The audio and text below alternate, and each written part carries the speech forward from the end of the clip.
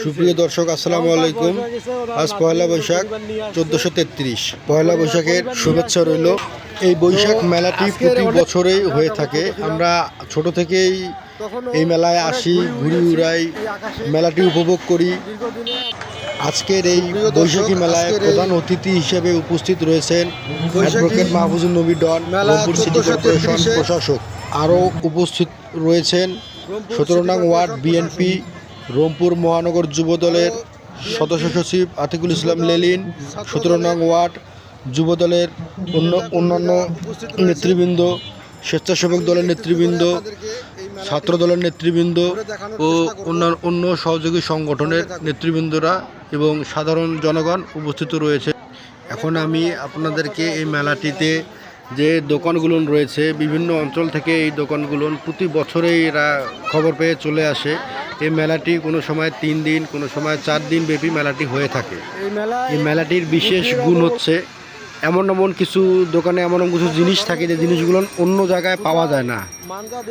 একটা সময় এই মেলায় যে দোকানগুলো দেখতেছেন, এই দোকানের মধ্যে আমাদেরও দোকান ছিল, আমরাও দোকান দিতাম, জিলাপির দোকান। সেই জিলাপিটা অনেক জিনিস পাওয়া যায় আসলে।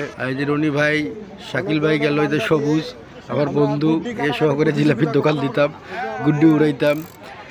এখানে আরও অনেক নাম এখন বলতে পারতেছি না, সেলিম, জনি, রুবেল, বকুল, মিঠু, আফজাল, জাফরুল্লাহ, এই জিনিসটাই খুঁজতেছিলাম। এটির নাম হচ্ছে গুয়ামরি। এই গুয়ামরি মেলায় এসে না নিলে মেলার পূর্ণতা পেত না। গুয়ামরির দোকান এবার আমার চোখে পড়েছে। ইনি এবং এনার পিছনে একজন যদ্দূর সম্ভব এক মুরব্বী আছে, উনি বেচতেছেন। এই দুই ব্যক্তি পুরো মেলা মিলে।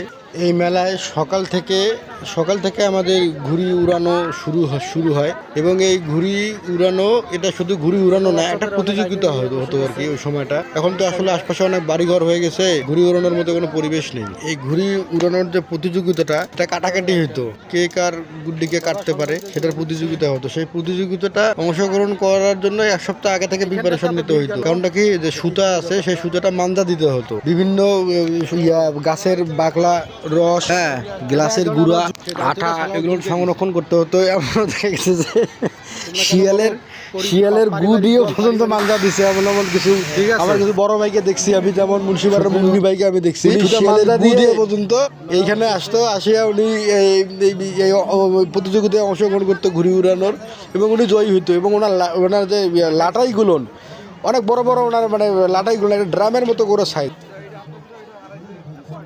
আজকের এই